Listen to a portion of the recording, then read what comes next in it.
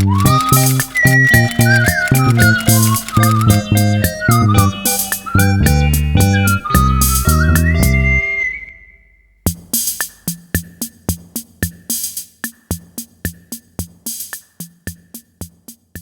came as a shock, but yesterday it turned out that 85 million paper cups of Dutch civil servants had not been recycled but burned off in waste incineration plants that basically turn municipal waste into energy. This should not be as shocking for people who really take an interest in waste recycling or who have seen up close how recycling at offices but also municipally, how that really works in practice. It's too complicated, it's too time consuming. If you have a few participants that do not wholeheartedly join in, then the effort of all the other participants has gone to waste. And fourthly, we have these waste incineration plants that work really well and turn our waste into electricity, which is wonderful. A number of years back, someone came on to television to complain about the types of glass that people would put in these glass containers. We have containers here in the Netherlands, usually close to shopping centers, where packaging glass for packaging, like a jar, can be thrown in for further recycling into new jars or bottles.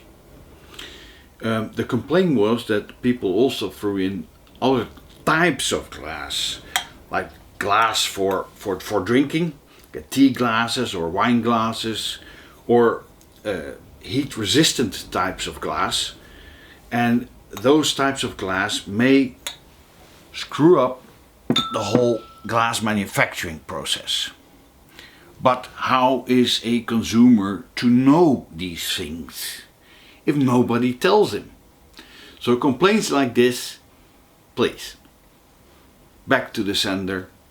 First you explain things, and then you can complain if people don't listen.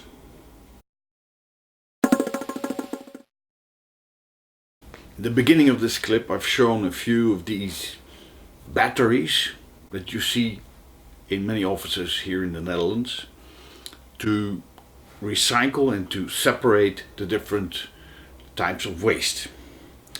What you find is you would have one for paper cups, bakers, which sounds like beakers, so paper cups.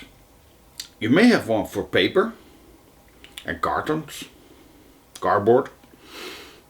You will have one for plastic, which may also be plastic and cans, and packets, cartons for juice or milk or anything like that. Then you have one bin for organic materials, like leftovers from fruit or your lunch, anything you could potentially eat, to be turned into compost. And finally you have one rest category. Now it's sometimes complicated to separate to recognize what kind of material you have to be thrown away. We'll look at some examples of actual footage from offices and the waste that ends up in the bins. Here's gathered organic waste with still a paper cup. Well, that's not the worst. Here's paper and cardboard with thermal paper, which doesn't belong there, should be incinerated. Here's organic waste with still some aluminium foil that somebody threw in. Paper cups, well, not only, because you also see plastic cups, you see probably wood, but some plastic there, a napkin. And this is in orange bags, that's gathered plastic. Might include also cans and drinking cartons. But you see also bread and paper napkins and paper cups, eggshells. Here you see even a banana and again eggshells. This renders it useless.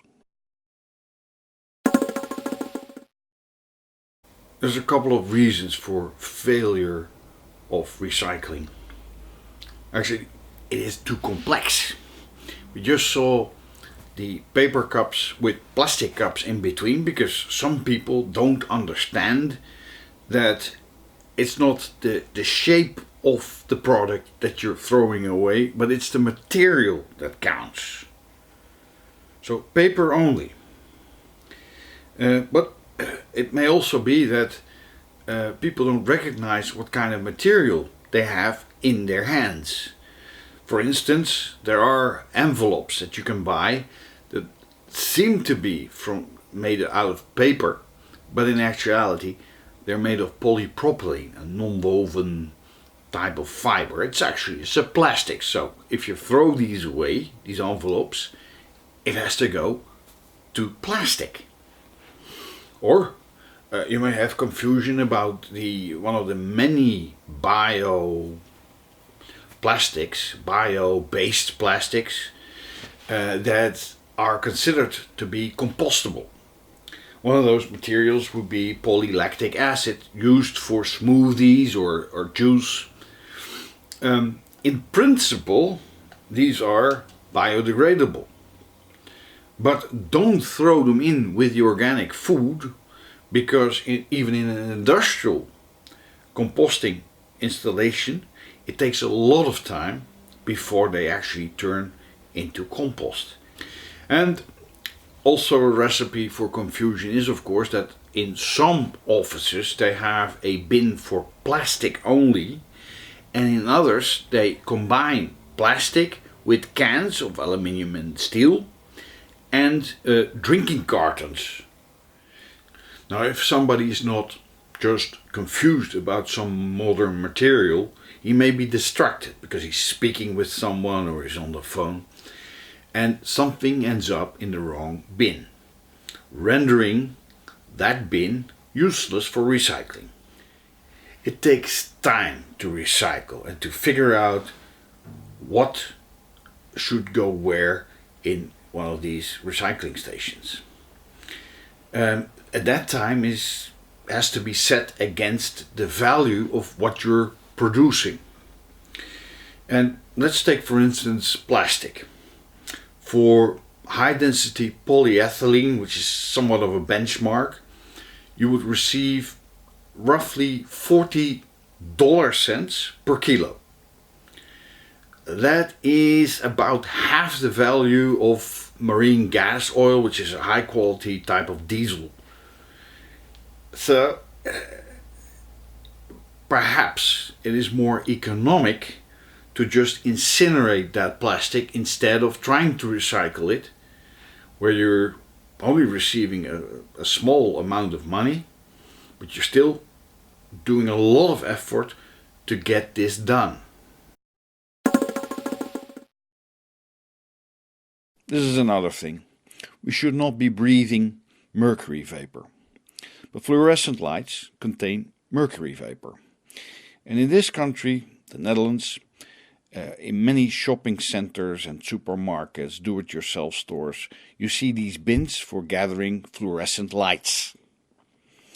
Someone at the checkout counter told me that these sometimes break.